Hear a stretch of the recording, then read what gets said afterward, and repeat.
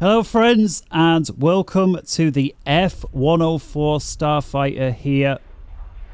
Yes, you are seeing it tip backwards and forwards in the wind, and this is unfortunate. I actually reached out to Colimata, the developer behind this, and says, hey, I loaded in default aircraft and in Chicago the wind was making it tip up and down. He says, oh, we'll make sure the fuel and the center of gravity. And I was like, well, it's whatever you set out, shipped it with as the default, which was not all the weapons that you see here. So I've subsequently added all of these weapons on. So you see here, we've got fuel tank on the tip. We've got a Sidewinder missile there. We've got a rocket pod as well as 3 Mark 82s.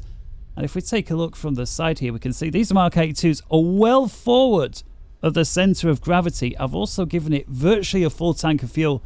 You can see there that the winds are still causing this. So in my opinion, this right here is a bug. The solution that Colimata said, aside from telling me to check my weight and balance, if you just want to look here in the Starfighter, you can see we're almost full on fuel. As you can see, there's room for a tiny bit more. The way that you fill this module up is by using the weight and balance menu in xPlane. So we'll go ahead and fill it up as full as we can get it. There we go. Apply. And then you'll notice here that the weight changes have taken place in the Colimata menu. So we'll see if the little breezes of wind is still enough to pick that nose wheel off the ground and throw us into the tail strike. I realize this is a terrible way to start the video, but in my opinion, the best way to make a developer fix things that's wrong, especially where they've got a track record of blaming people in the forums. I'm not saying that's necessarily the case with Colimata, but I've seen it all too often, is by making a video that highlights the problems here. Somebody in the help section suggested that I increase my flight model frames. I have it usually at 2. I have 60 frames a sec most of the time, as you see, so that's 120 flight model frames per second. They suggested I up it to 8, and that's what you saw I had there. I'm going to leave it at 8 just to see if it makes any difference in the flight. And so with that said and done, before we get on to flying around, you can change the weapon loadout. And so if you take a look at the Starfighter menu here that comes with the development, you're going to have to ignore this back and forth. By the way, the way to fix this, which is no fix at all, is to come into the flight config menu and turn weather off. So I'll tell you what, we're going to customize the weather. We'll just go VFR scattered, so at least there's something in the sky. But the wind, or lack thereof, is what's going to prevent this tipping up. Colimata, please fix it. Please fix it, because turning weather off is no real solution, even if it is a workaround for the buggy CG, basically. If we take a look here, so status, those of you that own the Concorde by Colimata are going to feel right at home looking at this. It shows you some of the inner workings. You can, of course, look at it at different phases of flight and see exactly what's going on the inside. It does come with 3 variants, the S, the G, and I believe the C21. I'm flying the oldest of the 3, the G variant here, and we'll see how we go. The newer variant has basically a glass cockpit. The middle one has an INS system, our older one does not. So if you come over here to the weapons tab, here you see the loadout, and this, it's a visual thing. So this allows you to see what weapons you can carry. And like it says, if you want to change the weapons, you actually have to go to the loadout menu. So it's not just a case of clicking here, which would actually have been really nice. You've actually got to go to the flight menu just as though you were changing fuel and do it from in there. I'm going to leave them all on just to see if it makes a difference.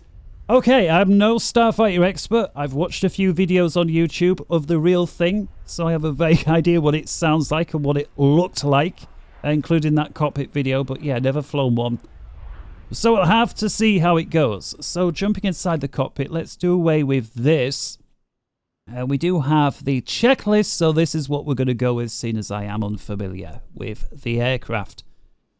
One other thing Colimata said was do not use curves on your joystick. And so if we come over to my controls, just to prove this, it's the Warthog, so it's Hall sensors, so there's no jitteriness, because of course that's the first thing that gets said when somebody complains, oh, well, maybe your joystick's jittery. And if we take a look here, my active profile for the Starfighter, which is what we've got, we take a look at the curves, and as you can see, it's a nice line. There are no curves. Some aircraft I find you do need a bit of a curve. It just depends how, I like the word, twidgety the aircraft is. And generally speaking, add-ons, especially for xPlane, are pretty good in that regard. Right, so checklist, here we go. Sounds run. And so this is going to be a walk around. We're just going to skip through all that. And then here we've got sort of the pre-flight stuff. So basically, you know, nobody from maintenance came in and knocked a switch that they shouldn't have. And again, we're going to skip through this. We're going to start with, let's have a look, air brakes. Right, here we go, before engine start. So this is, you know, really where the checklist goes. You know, you load in an aircraft from default. You know, all the switches are going to be in the right place. All right, ground power unit connect. And so because I'm not familiar with this aircraft, really not familiar with it, I will have to follow the checklist, because unlike airliners where I like to guess and figure my way around, this not being an airliner doesn't quite qualify. I have loads of in fact I own them all in DCS, every single one, and I would say 2/3 of them I can use to some standard. About 1/3 of them I can use pretty well, which is what, probably about 6 or 7 planes. Of course, they've got warbirds as well, but it's a lot to learn, especially when they are simulated faithfully. So let's come over to the GUI window then. Let's come over to the ground menu and plug in the GPU. And as you can see, as soon as that plugs in, aircraft begins to spring to life. I am just going to, where are we here? I'm just going to enable my little limiter a little. There we go. All right, so just so that as I speak, the sound could disappear a little bit. I don't feel like I've got to shout too loud over the top. I'll just turn it down a tiny bit. All right, so here we go. So ground power is in and on. Red instrument warning flags are off. Well, let's get rid of the ground menu for now. So the instrument flags, as best I can tell, are all there. There aren't any. Com radio on and set. Well, we're here at Aspen. So I'm going to go ahead and let's just use this menu here. Where are we here? Ave tab. We'll turn the tablet on. I've already got Aspen there. Airport page 10.9. And this will give us a great opportunity to test radios 120.4. So let's have a little look for the com radios and see if we can dial that in. By the way, this is supposedly the oldest of the 3 models. We've got here digital displays, both here, and here. To me, this seems like a modern edition. You know, like you've basically got an old plane, you've pulled out an old panel and put a new one in. We've also got the IRS alignment switch here, but doesn't actually do anything on the G model. It does state that. So why they would have an initial navigation dial that is connected to nothing, I don't know. You'll see on the S model, you've actually got the GPS position somewhere over here on the left-hand side, and the newer model, which I've not yet flown, is apparently newer still. I'm still savouring myself for that one. All right, so com radios. And I'll let you know as I feel. By the way, it sounds an overall look and feel of the cockpit great. And those of you that have the Concorde by Colimata, you'll know the sounds on that. One of the worst examples, I think, of sounds for a module ever. Of course, there is the argument to be said. It's hard to get hold of high-quality sounds for the Concorde. I hear you. That excuse, perhaps not as easy to go with on an aircraft like this, which, of course, is still flying. If you look, I believe NASA has one. All right, so where is the radio? Would be the next question. tell when I just had a quick go with it yesterday, I was not worried about radio frequencies and things such as that, so it doesn't seem to be down the side, is it, on the main panel? This here is all weapon stuff, so not really implemented in XPlane. We are expecting a Starfighter at some point in DCS, so that will of course have a fully working panel over here. Does have a working ground radar though, which is interesting. We'll take a look at that once we're up. And fuel stuff, so I'm not seeing radio panel jump out at me. This is mode 3, so basically your squawk and whatnot for military. TACAN, you've got oxygen, alignments. Let's get the lighting on. We've got instrument lighting here and the console lighting, flood lighting, exterior lights. Yeah, so I'm not seeing it, so we're going to go on from there. Okay, C2G compass to mag, that's this one here. As you can see, it's already in the mag position, so we don't need to do it there. All right, INS main switch to align, so I'm going to do that. By the way, when you see this icon here, you can't use your mouse wheel to rotate the switch. That's so standard these days. For some reason, you've got to click and then drag. So you can't just click in the direction you want it to go, or left click this way, right click that way. No mouse wheel. You've got to click, hold, and then drag it in the way, which, you know, I don't like the non-standardness of it, but it's there. So there we go. There's the aligned position. And it says confirm in the CDU that the lat and long positions, and then it clearly says that S and 21C model only. But we're in the G model, so again, I still question, why is there an align switch for the oldest aircraft that doesn't have, as best I can tell, an INS in it? We are seeing the flashing light as though it is aligning, whatever. Right, auto pitch control, APC on. This is over here on the left hand side. Here we see the APC. Now to me, cutout and turning something on are two opposite things. To me, a cutout is you're getting rid of it, not that you're turning it on. But if you turn the cutout switch on, you can see the red cover there closes, and you also see the red light here extinguishes. So notice there we've got 4 annunciations. If we get that back to the off position, we've actually got 5. And so here it's as if the auto pitch control is off, and then there it's as if it's on, even though it uses the word cutout. Reasons, I don't know. Maybe it was like that in real life, who knows. And what this does is, if you're pulling too high of an angle attack, which is apparently very dangerous in this aircraft, we'll take a look at that if I remember in the flight, this basically takes your stick and yanks it out your hand and pushes it forwards to make sure that you don't get into that dangerous angle of attack. And that is simulated, although clearly it doesn't move my stick or my desk, but this one here. Alright, so we've got that one. Stability control switches. There's a big discussion on this in the forums. In my opinion, it doesn't seem to make much, if any, difference whatsoever. We will take a look at that. But that are these 3 switches here, the stability control switches. As you see, there's one for roll, pitch, or yaw, or said another way. These are the 3 axes. You know, you've got your yaw, your pitch, and your roll. Sometimes these are referred to as channels. On some aircraft refer to these as channels 1, 2, and 3. This, in my opinion, roll, pitch, and yaw makes more sense. So all of those, as you can see, are on, which is the correct position. Usually in real life, you would turn these off if there's some sort of problem either with the system, or you've got some other problem with the aircraft that makes the system not behave right, and there's a very specific reason to turn them off.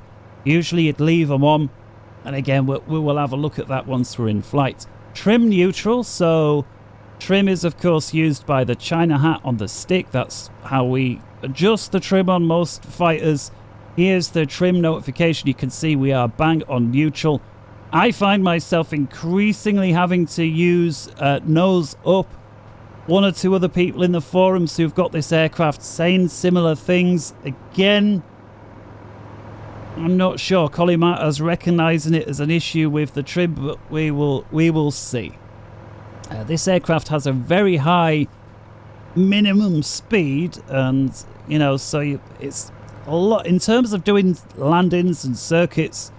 You're going to need a long runway, and they're a lot of fun because there aren't many aircraft where you'll be coming in at 200 knots, but this is one of them. Alright, so trim neutral fuel, shut off, switch on. Again, this weird language, shut off, switch on. So if we come over, where are we here? Fuel, so here's a fuel shut off. Anyway, so basically this is turning the fuel pumps on. It's sort of this weird double negative language that, again, was it really used on the Starfighters? I don't know. In some of the other jets, you've got the fuel cut-off levers, but when you turn the fuel cut-off on, you are cutting off the fuel. It's not, oh, you turn the fuel cut-off on to actually turn the fuel cut-off off. Anyway, whatever. Perhaps somebody who flew the Starfighters or somebody who's got access to a manual can confirm that. Fuel tank selector switch to both. And that was also somewhere on here. Yeah, so here we go. So here we've got the fuel tank selector switch. You can see if I default, it is in the both position, or part of the both is obscured. If I move the switch over to the refuel position, there you can see it does indeed say both. So put that over there. Throttle to the off position. We can see that indeed is the case. Idle and off. Master arm switch safe, which it is by default. And again, we're not going to worry about weapons in this flight. Weapon console switches check. Well, yeah, you know. Again, most of these, well, looks like some of them you can actually move. Missile warning tone there. We've got brightness. We'll take a look just on the off chance. There was some very basic weapons implementation in xPlane. I'm not sure if that's the case on this flight, but we will have a go. We'll see. All right, page 2. Emergency engine nozzles stowed. That's this red lever here. And so if I move my head up, we can see that is stowed. Wing flap lever up. That's this one here. Just have this little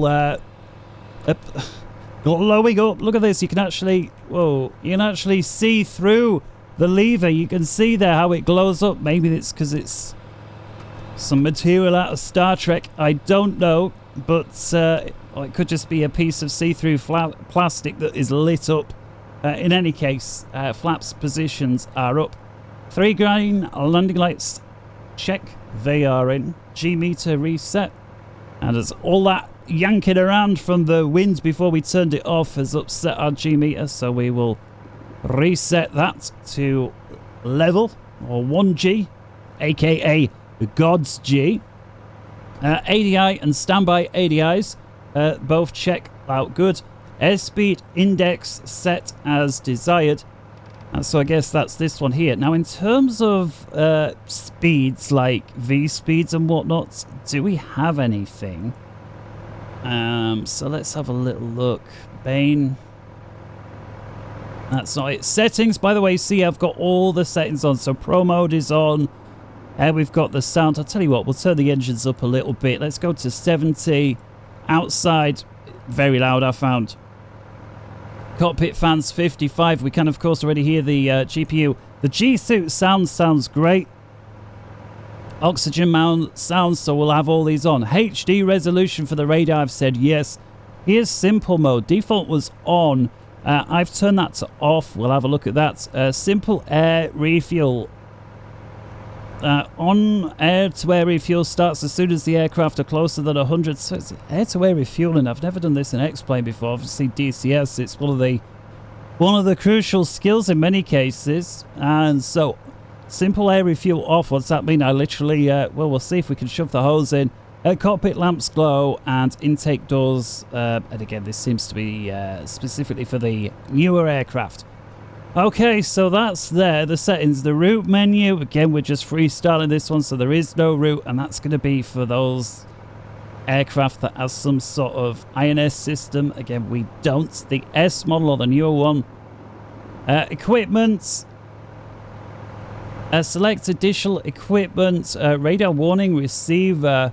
Is this inside? Oh, yeah, there we go. So there's the RWR, the raw as some people called it. Obviously, it's not really going to do anything in xPlane or Flight Sim 2020, but in DCS, that would let you know, that there's a radar somewhere over there, and it would usually identify what type of radar is. So is it a friendly or an enemy? Is it a MiG? Air-to-air refueling probe, and again, I guess these are just visual things. These on the left-hand side, so this is kind of like the Harrier when you stick your probe out on the left. Those are the Mirage that sticks out, or the F-14 Tomcat sticks out the right. I think the F-18 probe comes out the left as well. Although, this one appears to be fixed, so it doesn't seem like you can extend this one. It's either it's fitted or it's not, so you can't bring it in or out. Then we've got the flared shaft dispenser. I'll tell you what, we'll pack one of those on, and we'll see if we can chuck flares out the back in flight. Again, not something that I've checked, but here you see them on the back there. So, those little things that magnesium, I think it sets on fire and burns it, and that confuses heat-seeking missiles and the chaff bits of tinfoil basically to confuse radar. So we'll see if that works. Rocket motor. We've also got a rocket motor. So this must be for short takeoffs. I'm not sure if any of this is modelled or not, but you know what? Be fun to have a try. So we'll leave the rocket motor on the off chance it will, because this thing needs a long runway, and I realize Aspen's pretty long. Hopefully it's long enough. We'll have to see. Alright, so that's that page done. Over to the weapons panel. We've reviewed that fuel. We've got that. We've got a full load out of fuel. Doors. So here we go. So we've got the various doors and whatnot. Let's just see. Covers. Yeah, so by default, everything is basically good to go apart from the canopy. So you can put these toggles in, which actually look really cool, and it's a nice little touch, but obviously is really for taking your screenshots. Your RAT, so your ram air turbine. There it is, this little fan. So I assume if you've got an engine failure, that comes out, and you've got a little bit of power and hydraulics. I think we'll leave the rest as is, and we'll come inside to do the canopy. So doors and ground we've done, status page, and that's it. So yeah, best I can tell, there's no real calculations. We do have some speeds for landing based on our current weight. Look at that, 247 knots on approach, landing at 207, final 227. So yeah, you obviously be looking to burn a little bit of fuel and or drop some of these weapons off before it gets to that point. I'm actually just... Let's just get rid of some of these weapons. So in order to do this, we'll also reduce the fuel by a little bit as well. Come over to the weapons tab here. These are your pylons 1 through 10. And all that you do is you select the suitable weapons. So here, for example, pylon 2 left, you've got to pick here any of the options from 2. So it's basically a Sparrow, a Sidewinder, or it's empty. So let's go empty there. Same on the other side, empty. Rocket pod, we'll go empty for 8. Over here, empty 3. It's a bit of a clunky way of doing it, but, if it works, it works. The Mark 82s, I'll tell you what, we'll just leave the 1 on. So Station 5 will go empty, and Station 7 will go empty. We'll leave it on Station 6. Okay, let's confirm, apply. And there you can see the weapons have disappeared. We've still got the fuel tanks on the end. We've got the solitary Mark 82 down below, and you can see that's made a big difference to the speeds there. All right, so that is that. So let's carry on. Let's go inside. Clock set and check. So the clock is here, and as best I can tell is local time. It's certainly not Zulu time. So where I am right now is, it's 22 minutes past 7. I guess that's maybe the time difference between Aspen and UK, where it's 22 minutes past 1 in the afternoon. All right, so that's that. Airspeed as desired. And again, I'm just going to put the approach speed, which here it's saying 229. So what I'm going to do is set that. Let's call it 230, which is right around there. Of course, we'll refine that at the right time.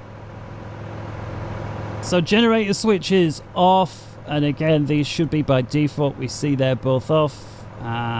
Fuel quantity check. Well, we've got loads of fuel in there. Fuel indicators on the pylons, on the tips. So I guess you could attach a second set of tanks on the pylons as well as the wingtips. That would be for the check there. I think we've got more than enough for this flight. Warning lights test. And I think I was hunting around the cockpit. For the oh, is that it? Yeah, I don't think I found the test light, and I don't wish to waste your time anymore either while I'm trying to do that. So let's carry on.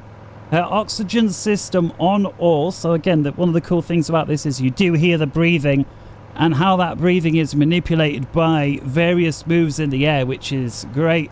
And until now, I think the only aircraft or the only simulator that's done that faithfully is DCS. So it's nice to hear the sounds. I actually go so far. DCS doesn't have the sound of the, you know, the G suit, so the inflated, whereas this one I think does. So that would be nice to hear. But in any case, let's turn the oxygen on. So that's this one here. So supply. There we go. And you can hear that almost like a on a hospital show. We'll be able to hear it even better once we close the canopy. Warning lights test again. Oh, we've been through that. Oxygen. Internal lights as desired. We've done exterior lights as desired. So let's go ahead and get the anti-collision lights on. Different sort of lights in different position, different places on this one. We come down here to the lower right side. Interior panel here, we've got external lights either steady or flashing. We'll go ahead, put those on flashing.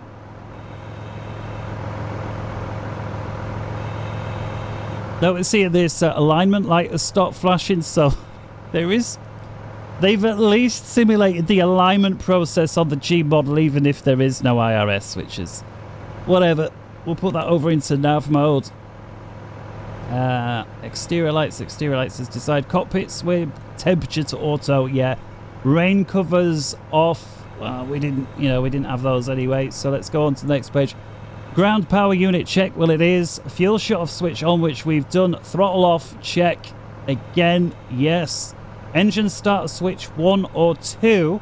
Seeing as I used 1 when I flew this for the first time yesterday, we'll go ahead and use starter switch 2.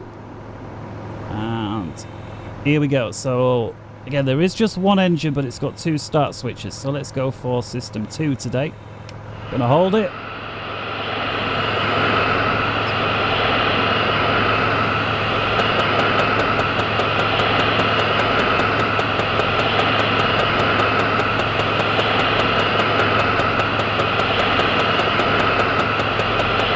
At 15% idle throttle.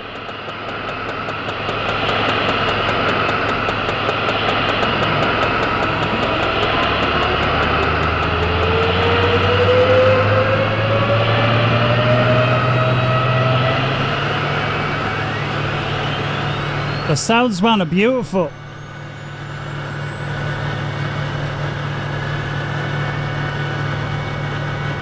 It says here at 40% the starter should cut out, so we'll keep an eye out for that.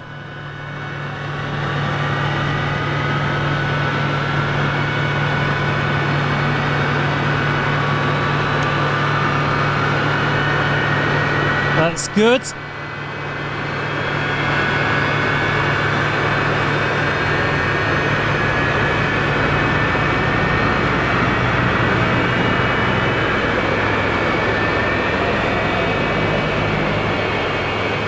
It's like the engine's beginning to stabilize.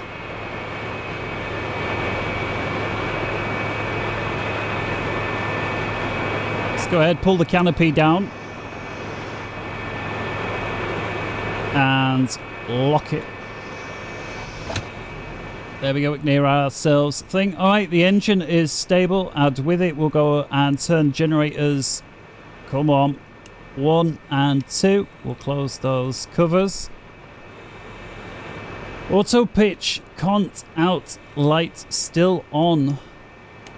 So there we go, it is now in the on position. There we go, alright, all the annunciator lights are out. With that, ground power can be gotten rid of. So GUI, doors, grounds, GPU, there it goes. Engine stable at 66, yes it is. Next page, get rid of this. By the way, there's ever so slight motion in the cockpit. That is XP realistic and not part of the fighter jets.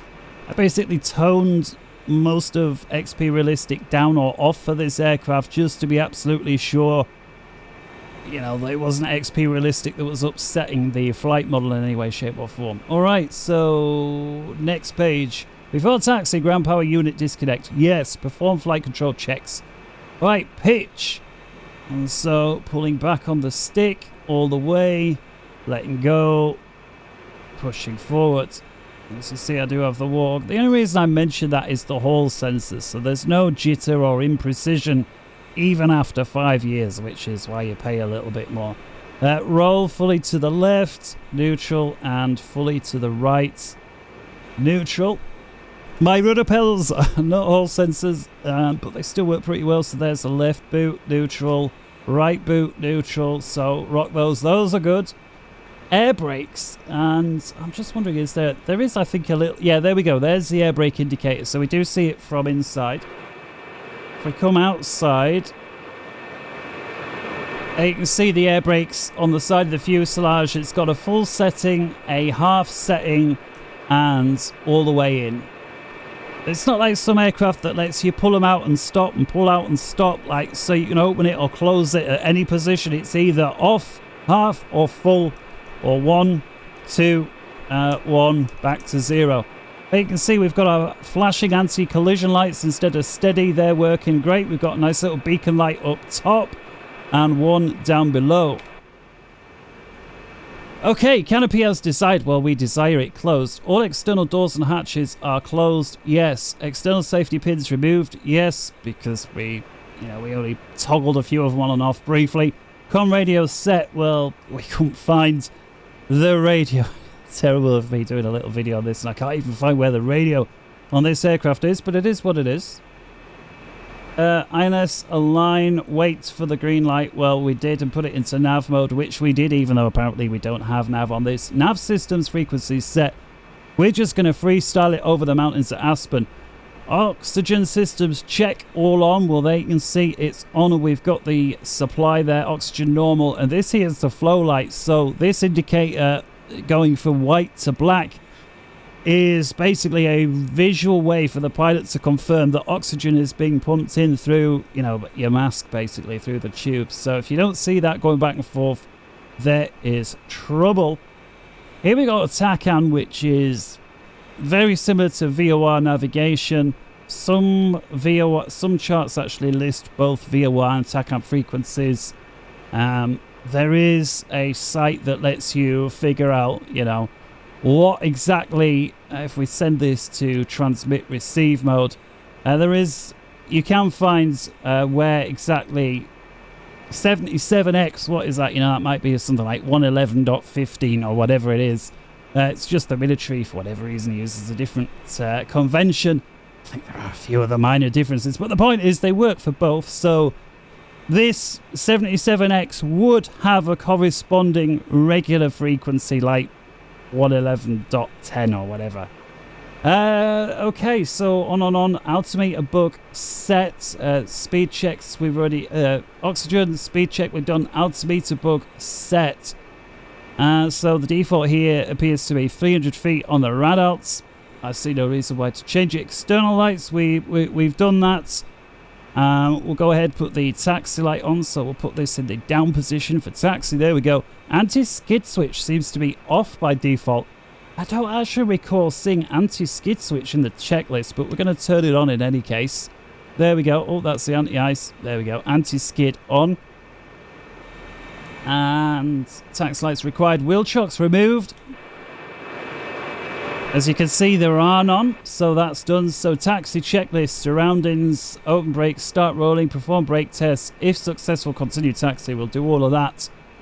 And then we'll check back for the departure. Okay, so with no winds, as we see, or at least very light winds from our left to our right, that dictates we're going to taxi over towards the right. I'm just going to check departure end of the airfield, and it does look like we've got a little bit of time to accelerate before we need to climb, because this thing is awful at flying until you get some speed up. Alright, I'm going to click my throttles together, seeing as we do just have the one. Flaps set for takeoff. Let's squeeze the brakes. Whoa, why do they jitter when I press them all the way down? Hang on, one brake pedal is pressing for them both. So my left pedal and right pedal both pushing both pedals. That's... Let me just check before I get the blame for that. Pedals, left pedal, right pedal. There you can see, right toe brake, left toe brake. Colimata, please fix it. Right, here we go then. So, winding up the engines.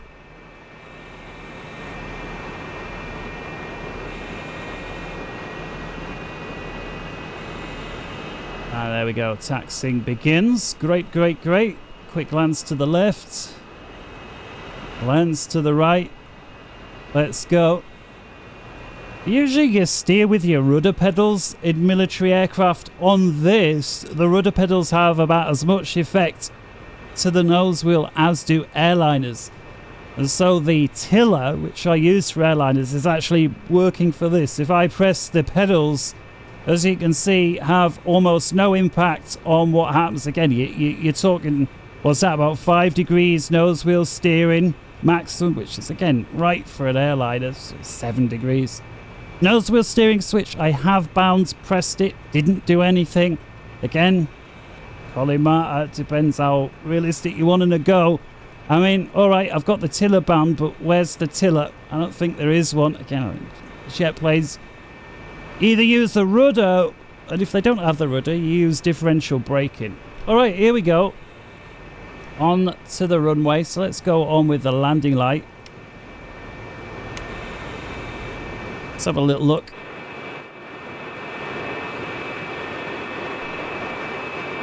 Move the camera back some. I think actually we will use the extra length, because despite how much fast, let's just say, this thing can go in terms of acceleration, at least from a standing start, you might be surprised how poor it is.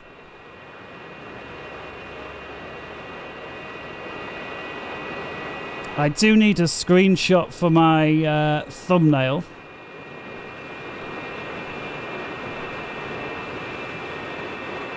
Click, click, click, click. There we go. Alright, best stay on the runway. Right, so let's pick up the pace a bit. And we'll get the takeoff checks next, because it's not just a case of slamming all on and letting go. There's a little bit to it.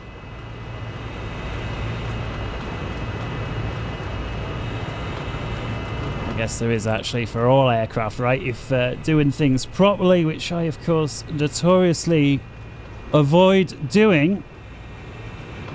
I do love the little lump and bump, and as I'm squeezing the brakes as it's lurching around. If you take a look, yeah, look at the suspension. I love that, beautifully done.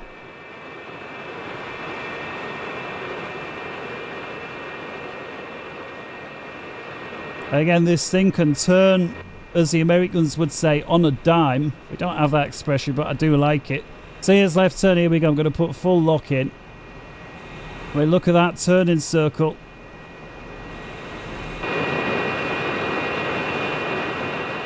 Pretty tight that, right? Anyway, come on. Let's go around once more. Love the exhaust. Look at that as the exhaust sort of, not just the fumes, but the heat blur spreading out. Okay. Right, canopy closed, check. Speed brakes are in and off, check. Trim neutral, check. Wing flaps position for takeoff, check. Pitot heat, rain removal and canopy defrost as required, yep.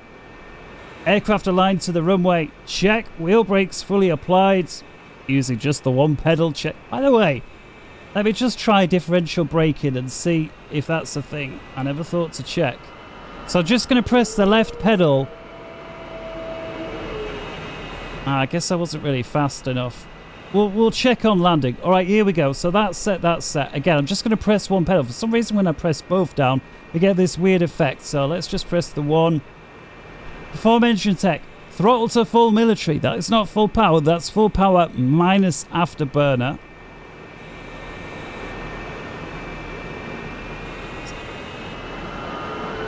So I don't want to go into that gap. So there we go. Throw back to 80%, check for compressor stall.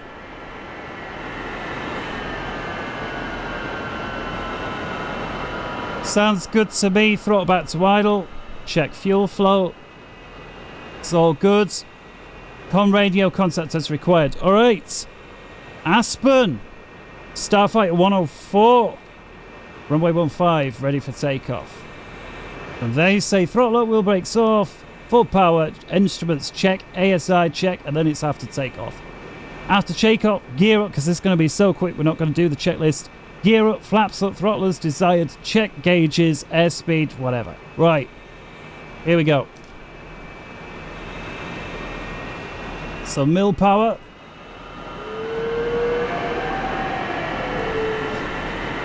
Love that whistling, he says. Right, here we go. 3, 2, 1. Now, burner in.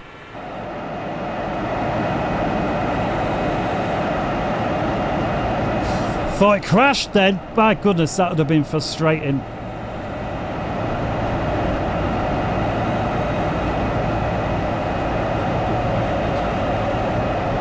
Look how slow to accelerate.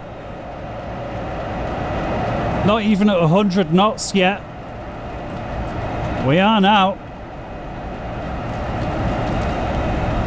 Oh my goodness, 110 knots.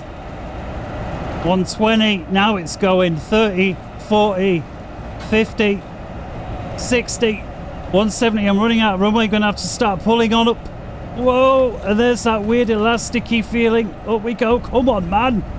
Oh, goodness me. I'm sure we got some trees in the undercarriage there. Good job I had crash detection off, right? Seriously. Right, wheels up. So you can see you need a long runway. And there was that horribly elasticated thing going on again. Now, there is the case that if you pull beyond 4 degrees at some point, the automatic protection will push the stick forward, and that causes... I've actually got my stick all the way back. It's not letting me quite do it. Let's roll the wings level and see. I'll tell you what, let's lower the nose. Yeah, there's that elastic feeling. To me, I just let go of the stick. To me, that's not quite right. Okay, flaps in. The gear is in. Let me try pulling back on the stick again. See that weird elasticy right there? That's what I'm talking about, Colimata. And by the way, just before somebody accuses my stick of wobbling, no, because look.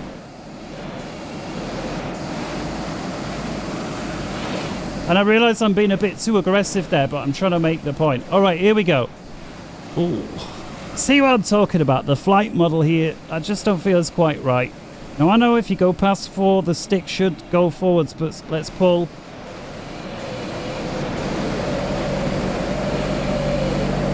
There it goes. All right, so that sudden red, that was the stick. That was, and you heard that, brrr, that was the stick, but the rest of it is not the stick protector. All right, meanwhile, we're at 21,000 feet. Oh, sounds like the engine's just conked. Probably too much fuel use with negative G. Does it have an auto relight? Apparently so. Thank goodness. I love the sounds, man. So here we go. So here's a classic example. You see, the trim is set for 0G, even though we're doing 350 knots. So I'm going to have to trim it. You'll notice in this And by the way, I'm holding the trimmer down now. Look how slow it is for the trim. If you see that tiny little dial towards the left of the screen. Finally, it's in the nose up position. Now, granted, this is too much nose up, but I was just demonstrating how long it takes. You will basically have to fly somewhere with a nose high, so let's go. What I'm going to do now is just fly full power without the afterburner so we don't run out of fuel. And let's just have a little bit of fun. So let's reset the view.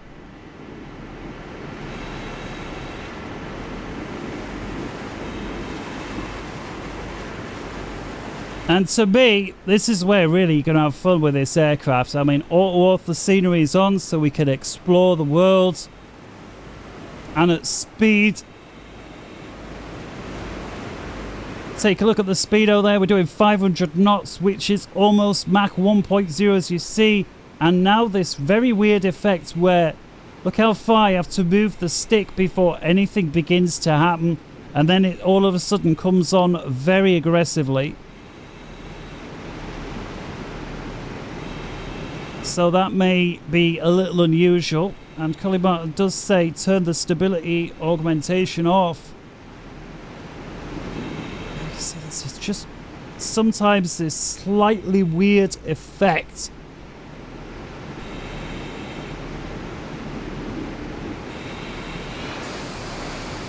Love those sounds though, gotta say.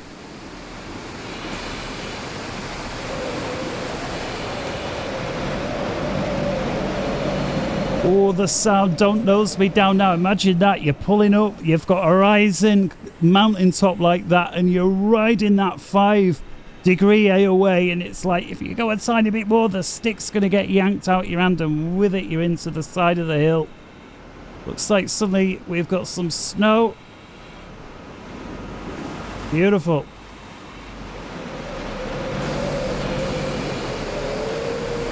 "400 knots, let's give it some." As you can see, you can't really... Certainly not a dogfighting aircraft, isn't this one? High speed intercept, missiles at range, turn and burn.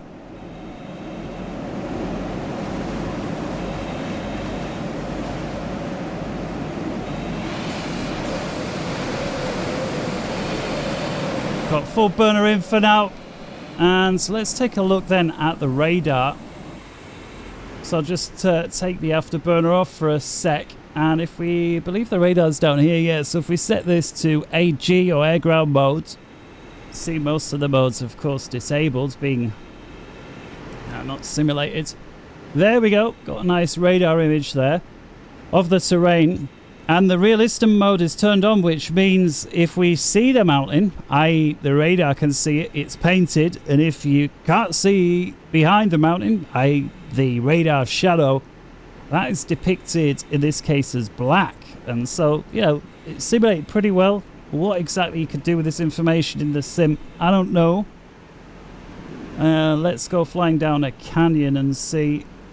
Do you have a range selector here? We are currently on the minimum. I think it said 10. Let's have a little look. 20 nautical miles, I beg your pardon.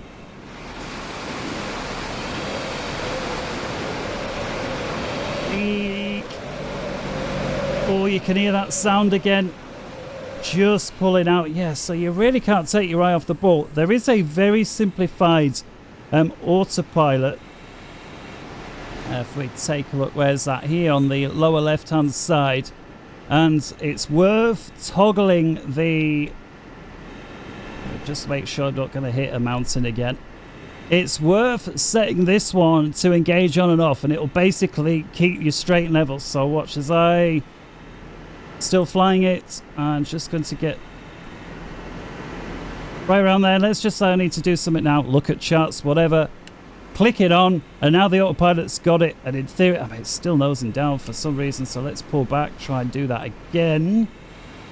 Definitely needs you a little bit of nursing, but they can see that horrible elastic band. Come on, Colimata, you're telling me this is realistic? That the aircraft does this? Right, autopilot on. And there you go. So sort of wing straight level, so certainly useful. Right, let's have a look at this radar then down. So let's do away the autopilot. Down we go. By the way, That's what I love doing reviews on this. I can just be honest, and please hold me feet to the fire, guys. If ever I just turn into one of these channels that's like, wow, this is amazing, wow, that's amazing, and from start to finish I'll say Summit's amazing, you know Summit is up.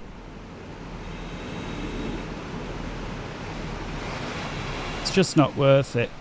Which is probably why nobody's ever going to ask me to review their aircraft unless they're so sure that it's great. And if they are, they're probably only going to go to the bigger channels anyway. So on both counts, I'm not going to get any. Alright, here we go. Yeah, look at the ground radar now. As you can see, almost everything is in radar shadow, and so it's almost entirely black. The only thing you can do with this really is ascertain that you're not about to hit a hill in low visibility. So obviously if you see that black radar shadow coming towards you, that means there's a hill coming towards you that you can't see behind. In other words, it's towering above you. And so if we use this hill as an example, you can see the entire radar screen is going black because we can't see behind the hill. And if I power up and gain some height, as soon as we can physically see over the top, so can the radar, and with it, colour returns. Gonna hand it to Colimata, they did a good job there. Sounds second to none.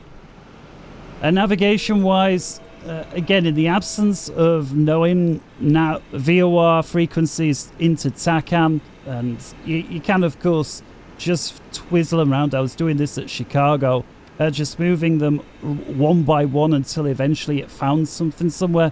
Thing is though, unless there's loads of beacons in an area, that's not the best way to do it. You're best off looking up at a website and perhaps printing off a chart that tells you which frequency is what code. Then of course you can use this as a VOR system, which I assume, yeah, will show here. Of course, not enabled. Alright, so let's come to landing then. In the absence of any navigation, I'm going to have to refer to this one, and we'll come over to the maps page. We'll switch to, oh yeah, something else, right? And again, this is just a weird thing. I did mention it to Colimata. He never said anything back to it. I did have several points in the message though, so that's probably why. But as you see here, if we're flying straight and level, when I push the left rudder pull in, we'd expect a slight yaw to the left, but also the aircraft to bank to the left and vice versa. But as you see, as I push the left pedal in here, we actually get a roll to the right. This is the only aircraft I've ever flown where this happens. Is it a weird quirk of the Starfighter? I don't know. Or is it just a bug in the flight model that Colimata needs to figure out? I don't know. Perhaps somebody can decide to weigh in on that conversation there. But yeah, look, right pedal rolls to the left, left pedal rolls to the right. And somebody that just knows a little bit about adverse yaw, don't come to me with the basics, because adverse yaw is the other way around. That's when you roll the aircraft, not yaw the aircraft first. Alright, so that's there. Let's have a little look then. As in, please chime in if you think you know the answer. So again, right, maps page, match page, because it would be nice to know. Right, let's go just IFR high, Navigraph, show my aircraft. My goodness, right, there we go. All right, so actually very near Denver here. Just flown over an airport. Let's make our move towards Denver then. I mean, we do need a lot of runways, so it's roughly 050 on the heading. So let's go visual. And while we're going, what I'm going to do is full power. We need to burn a bit of fuel anyway. And let's see how high and how fast we can get. Seeing as after all, this thing is built for speed, right? Incredible to think how soon after the war these things were flying en masse. Okay, so here we go. So after burner, full power, lowish down, Mach 1.0, which is, again, I don't know how that compares for the Starfighter, but with most modern aircraft, they will struggle to get much up above Mach 1.0 with full afterburner when they're low down. And with any sort of a loadout, they can't even get to Mach 1. However, as you see, we're at 11,000 feet, and we're going to climb Speed, looks like we're doing about 580 indicated. We're roughly on the course that I want to be, so let's begin our climb. I need a little bit of aft trim. Slight roll to the right. Does seem to be a little bit of a tendency to the left right now for reasons unknown. Can of course trim that out, so I'm going to trim the right aileron down a bit. There we go. It's a little bit too far. Let's continue the climb. So you can see the indicated airspeed's dropping a bit. We're now down to 540, but in terms of Mach, we're still doing 1.1. So how fast we're moving through the air is actually quicker. It's just that as the air gets thinner, it's saying that we're not moving as fast. As you see, we're getting towards Mach 1.2 now. Still climbing at 5,000 feet a minute. Let's increase that rate of climb. And again, as you see, as I'm moving the stick here, there's like very little response. I mean, look, as I move it to the right, look how little response. And then all of a sudden, it just goes. Same the other way. Little. All of a sudden it goes. And that's a weird thing to get used to. Again, Colimata says turn these switches off. Let's turn them off. Roll, pitch, yaw. Moving the stick. Whoa. I tell you what. I lie. There is a difference. Look at that. It rolls straight away. Whoa. I tell you what. That's much better. Get rid of those stability switches. They're useless. I don't know why I thought it didn't make a difference before. Clearly wasn't looking properly. Let's pull aft. Oh, same there as well. It actually behaves like a proper plane now. Here we go. I should have had this in all along. If I let go of the stick.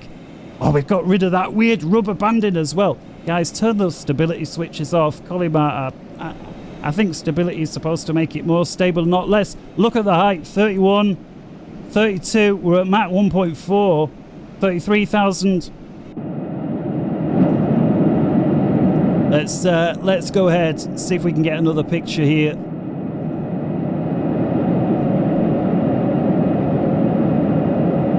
Let's get rid of mouse icon. There we go.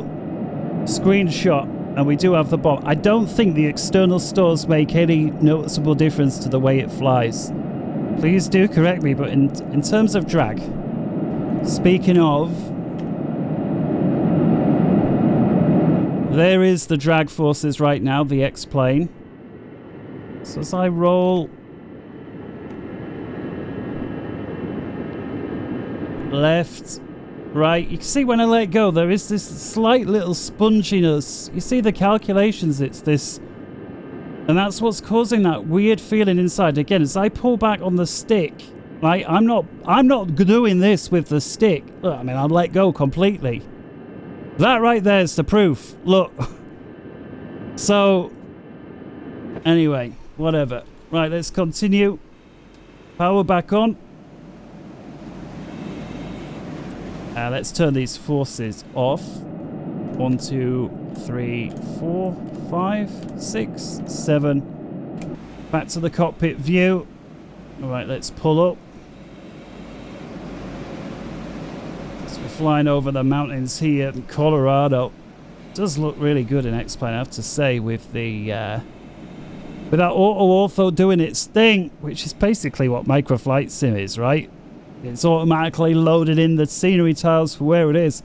The only difference with the Flight Sim one is that they've not just loaded in tiles from the mats, but they've tried to improve it, which in many cases it does look a lot better now.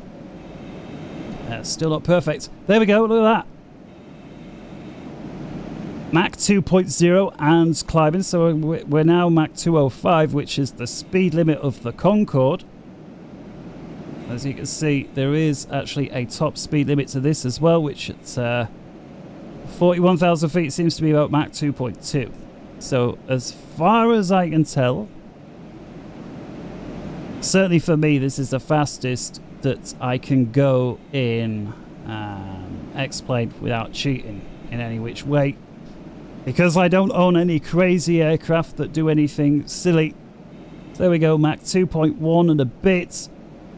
And we'll continue accelerating towards Mach 2.2. We're at 42,000 feet, more or less level. Let's go ahead and click the autopilot on. Slight jerk as it does.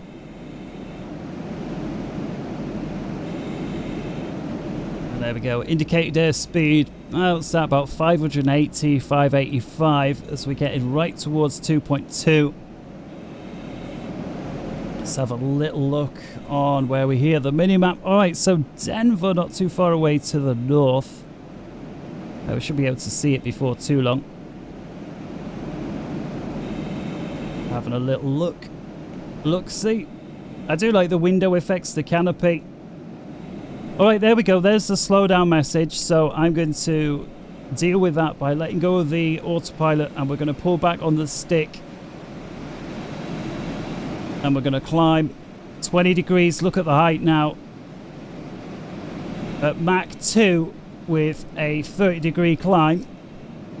That's going to gain height quickly. 50,000 feet. I was trying to roll a little bit to the left to get a little bit closer towards Denver. See how high we can get this. 60,000 feet. Not quite 45 degrees, but we may as well be. We're at Mach 1.8 still. But the airspeed's dying off awfully quick, down to 250 knots. We're just dependent on which way the aircraft was pointing. 74,000 feet and still climbing. Down to 200 knots, but we're still doing Mach 1.7. Crazy. 80,000 feet. 84, 85,000 feet. I'm pulling aft on the trim, trying to extend this for as long as I can. We're still doing Mach 1.6, which is insane. We're only at 140 knots. 88,000 feet, 89. I think we'll get 90, but probably not too much further on. I'm really fighting to keep the wings level. It's just wanting to let go. There it goes. In fact, the engine suddenly dies. Bang on 90,000 feet, which is interesting. Not 89.9, not 91.1, but it's bang on 90. So there we go. Let's get below 90, put the power back on, roll wings level, and hope we got some automatic relights still working. Yes, we do. EGT there coming up. Fuel flow coming on where we put the burners on. Yeah, so 85,000 feet. Man, all the way up to 90 where the engine died. So yeah, can get up to 89 in this. I would call that the safe ceiling. There does seem to be a little bit of weird green reflectivity going on in the cockpit. As best I can tell, it's to do with the radar. Although I did find that when you turn the radar off, which we're going to do now, you still see the reflections. I think the reflections come when you turn the radar on, but then they stay there, as you can see this weird, which at night looks really good, but at the same time, come on, the radar's no longer on. So I've got full idle thrust and we're losing height very quickly. Let's have another glance. Denver just off our left wing. So you can see there is this weird tendency. Look, no hands. Aircraft does randomly roll this way. All the way over. And do these weird little things. So I'm going to take over. Hear that G-suit there inflating. Squeezing them legs so we don't black out.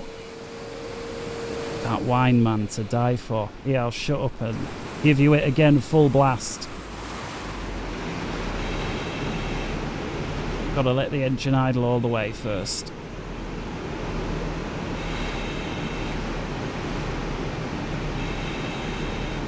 Trim down. Surely the trimmer can work a little bit quicker. It must take 60 seconds to travel halfway. 3, 2, 1.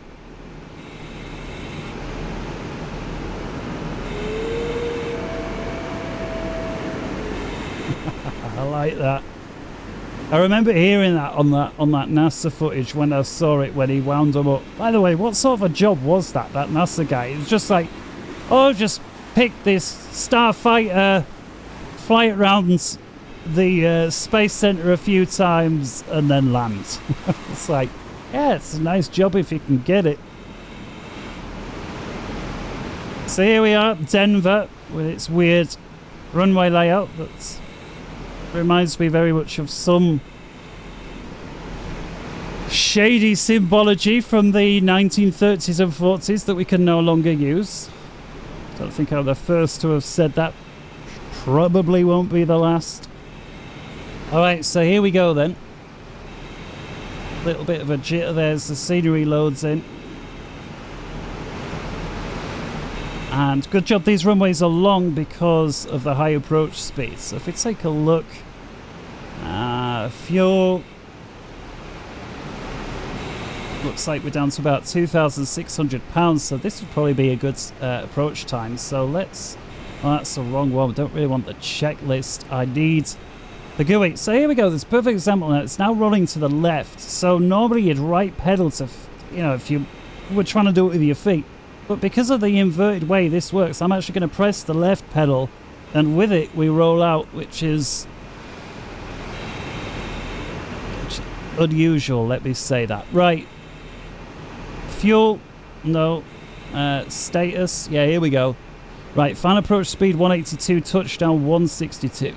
So 202, 82, 62.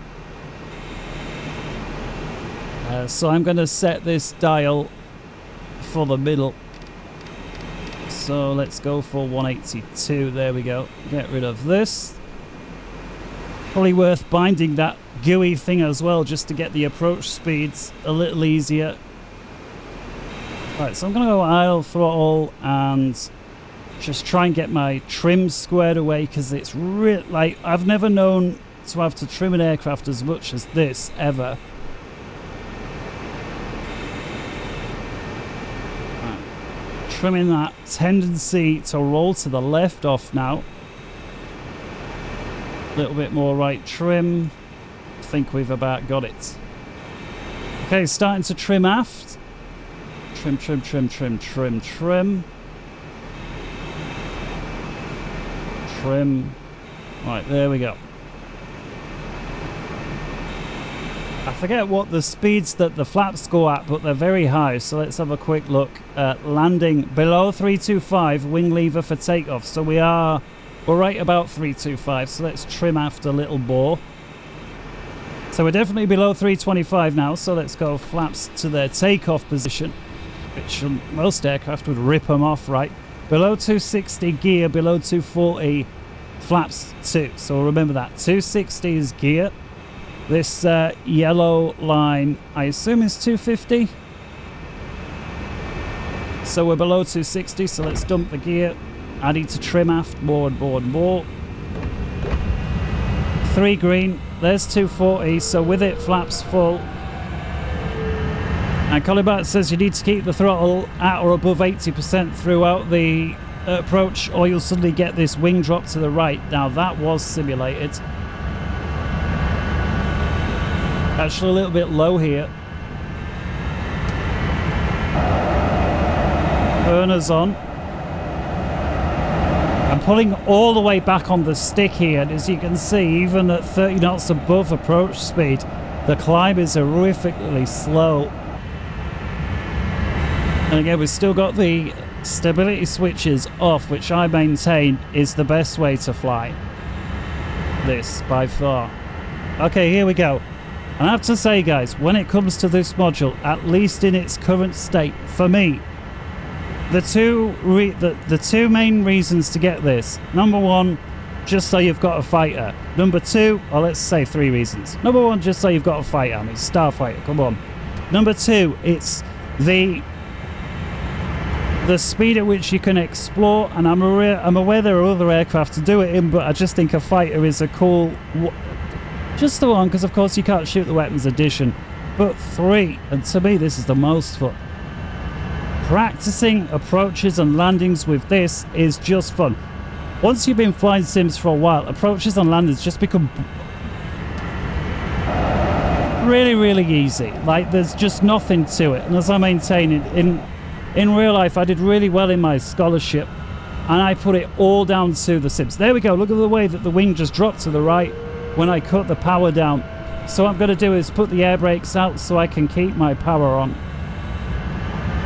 Look how quickly they suddenly drop out the sky when we get slow. So let's reduce the air brakes. Burners. I've just got the air brake on the half setting. I'm just going to raise my seat a little bit, although we've still got that thing on the front that we can't see over. 2 whites, 2 reds. And I'm having to look how back my trim is. Even though I'm on speed, The trim's all the way back and I'm still pulling back on the stick. There's like nothing left. Let's give it a bit more power.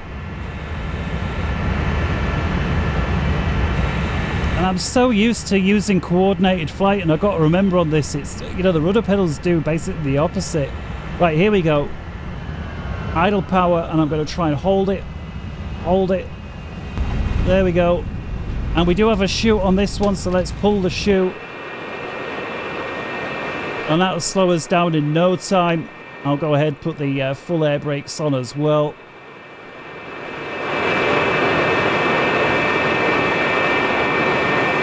So it does see that that little rocket motor thing, like everything else, is just a visual thing. Alright, let's get rid of the chute. It's this handle here, of course. You need to really bind that for landing. We'll turn the sounds down a little bit. Get rid of the speed brakes. I'm just going to continue high-speed taxi. We'll just do a 180 and go the other way as soon as we turn the weather off. And we'll just do a couple of circuits. And again, this, to me, this is really where it's fun because of the high speed. So basically we want to be 20 knots above where that indicator is until late final, and then touchdown anywhere between there, 20 knots lower. And you see how far aft the trim is. I mean, it's frankly ridiculous in my opinion. When you're on speed and you've got the trim that far back, you're pulling back on the stick and the nose is barely staying level, but it is what it is. And of course it is very, you know, it's only been released in the last week or so. As long as some of these issues get addressed, and I know sometimes people get very critical over somebody that leaves criticism. You know, some people only want to hear good things, and if it's not good things, they don't want to hear anything at all. And in my opinion, that's just not a good way to recommend stuff. It might be the way that pays the most for shills, but I don't think it's honest. In any case, what I'm going to do now is trim down to half, middle, halfway takeoff. And again, if you still haven't spotted it, it's this dial here.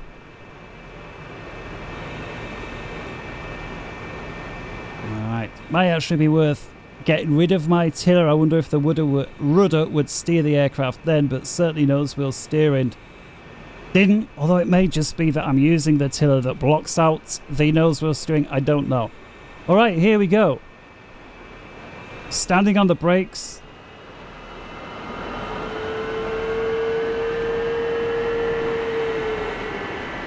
Release.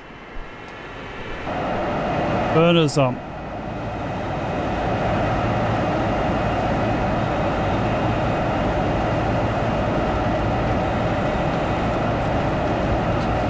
Let's reset the G meter, and this time we'll see what we get. 100 knots.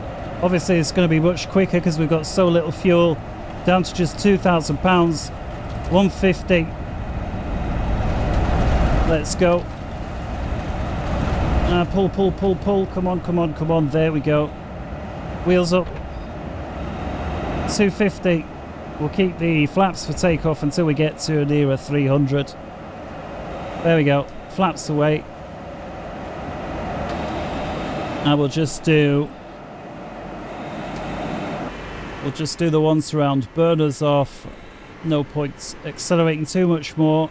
Yeah, so it does seem to be, as you can see, this indicator up here is the angle of attack. It's a very small, let's just call it range or window of acceptable angles of attack. You know, I mean, you look at some aircraft like the F-15, the F-16, the F-18, you know, they're designed to operate up to sort of 15 degrees or even 20 degrees of angle of attack. This wing being as small as it is, you know, at 5 degrees it gives up the ghost. I don't actually say we would do a test, so we'll do that on the next tag, as I like to call them, where we'll actually turn off the auto pitch cut off switch here, and we'll actually see what happens if, you know, if we get into one of these well, I imagine maybe a deep stall. I imagine there's a reason why stalls are so deadly. Alright, let's idle. We've gotten far too fast here. See how the thing just wants to go in the absence of any control inputs. Speed brakes on. Air brakes. Whoa, there's that pitch corrector there. Whacks the stick forward.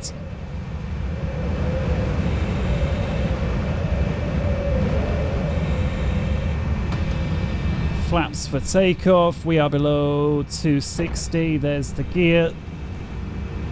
Actually far too high here, so we'll just give ourselves an extra mile or so. Flaps full. And we'll put the power on now.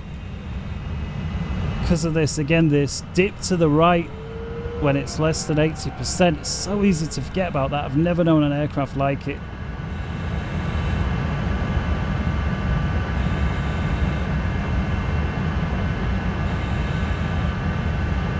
Trimming aft, trimming aft. I basically think for landing on this, you need to be all the way aft on the trim, at least on this early version of the release. And so trim all the way, nose up. I'm still pulling the stick all the way aft.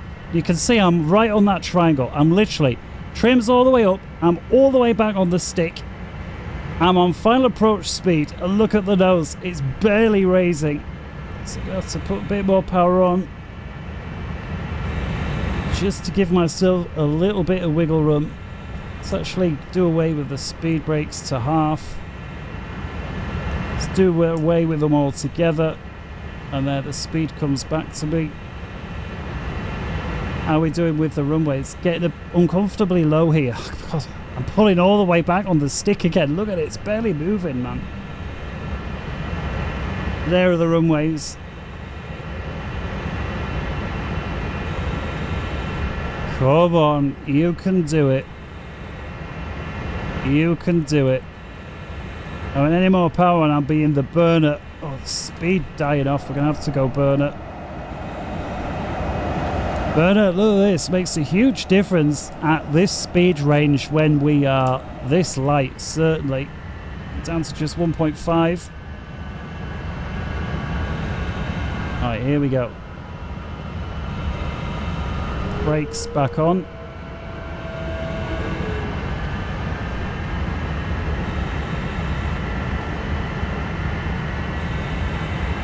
On the triangle for final approach speed. And again, if you ain't got a runway that's like 12,000 foot long or whatever Denver is, for takeoff, as you saw like at Aspen, man oh man, you got your work cut out for you. I mean, this, because of the drag chute, you can stop so quickly. You see I'm on speed here. Very difficult to see what we're doing. So pull level, and every so often just dump the nose to take a peek. And let's go for it here.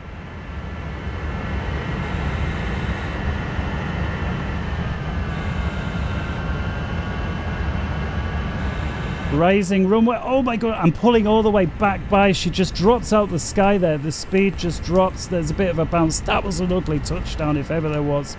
All right, last but not least then. Full power. Flaps for takeoff. Wheels up. Let's turn this switch off.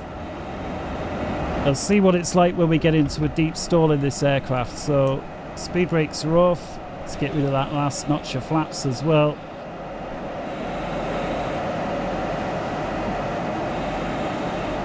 Trimming the nose down.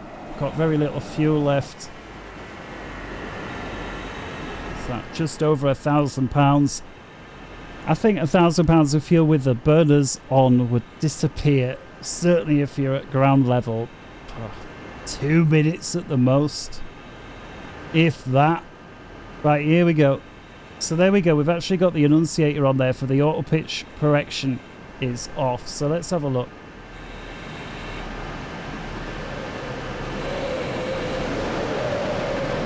That's more like it. Whoa. Whoa. Oh, there we go. So this to me is like a deep stall. And we're in deep doo-doo. Yeah, so I don't recommend turning that switch off. It seemed to be going great until it wasn't. And yeah, I'd be looking to bail out. Oh, can I save? If I had another 30,000 foot. That's going to be the end of the video. Alright, Colimata's Starfighter F-104. Is it worth it? Well, it's priced at roughly half what the quote-unquote really good modules are, so I'll let you figure out the rest. But I would say in terms of looks, sounds, and what the cockpit, in terms of just the way the lighting and everything, it's right up there with them. In terms of flight model, not so much. The stability issues, I mean, even on the ground with the wind able to bash the tail, that really needs work. Of course, there'll be some that say, oh, well, don't you know that just 5 knots of wind on the ground was enough to make the Starfighter's tail slap down? No, I didn't. I find it unlikely to believe. Weird issues like left rudder, left yaw, making the left wing raise up instead of down. Again, if it does happen in the Starfighter, it's the only aircraft ever. There is, of course, that wing dip when you reduce power below 80%. That is apparently the way it was. So I can't argue with that. The use of the ground radar, great, nice to see that done. And so, yeah, trim, that needs improving a bit. And again, unless some Starfighter pilots say, oh yeah, that's the way it was, you did have to fly around with it almost all the way up for all the time. And it did take half an hour to move between up and neutral. I don't know, maybe, but I find it a little odd. I have to say, the way that the aircraft flies on approach speed is very, very precarious. I mean, you saw there, and I was focusing, I was coming in on that approach. We was just a little bit too high. I cut the power just a little bit. We were fast and high. Cut the power a little bit, and 2 or 3 seconds later, I was pulling all the way back on the stick as the bottom fell out. And looking at the speed, we were what, like 10, 15 knots under that triangle. Incidentally, we were 20 knots under, which was the touchdown speed. So yeah. Certainly a handful to fly, but if you like doing circuit span and high-speed circuits at that, you're probably not going to have any much more fun than this one. And with that, the end of the video here, Internet Flight Rules. Till next time, take care. Ta-ra.